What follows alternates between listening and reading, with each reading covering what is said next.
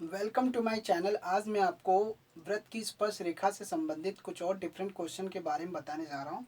तो क्वेश्चन जो है वो आपका ऑब्जेक्टिव टाइप से रिलेटेड है।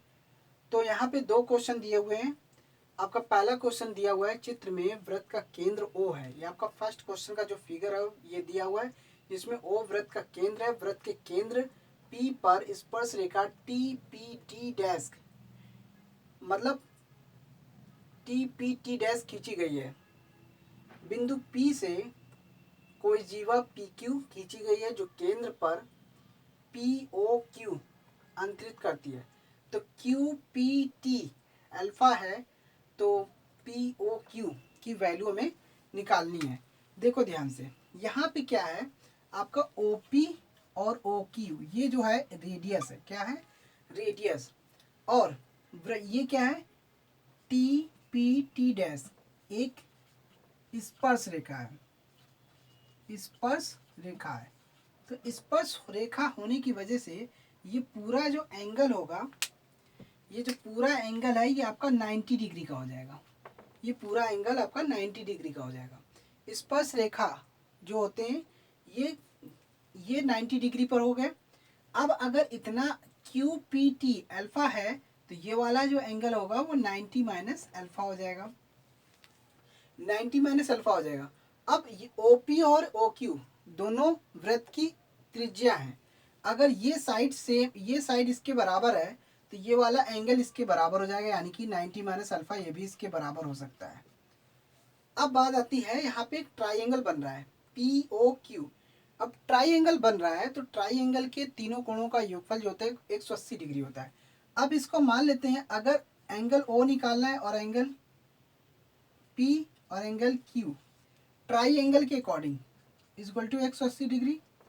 अब ओ पी आपका 90 minus alpha plus 90 minus alpha is equal to 180 degree.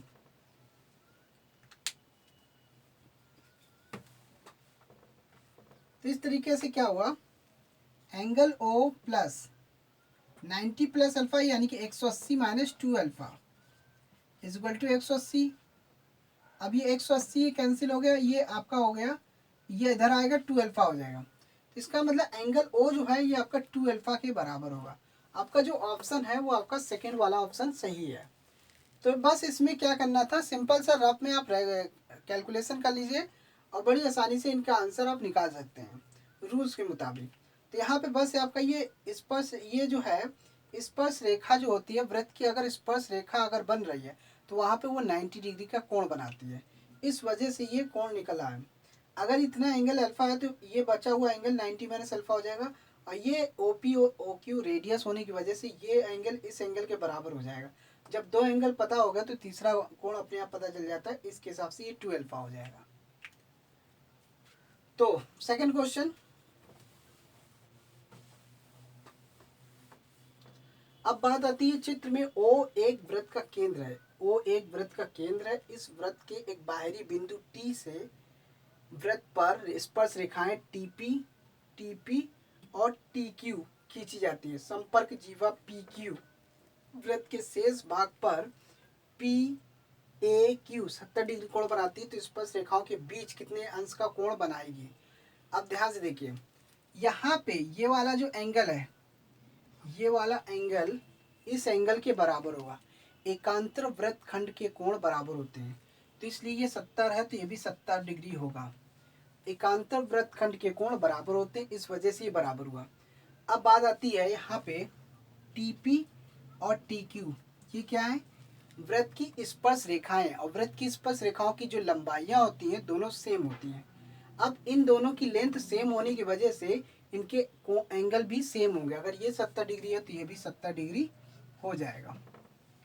अब 70 डिग्री हो गया।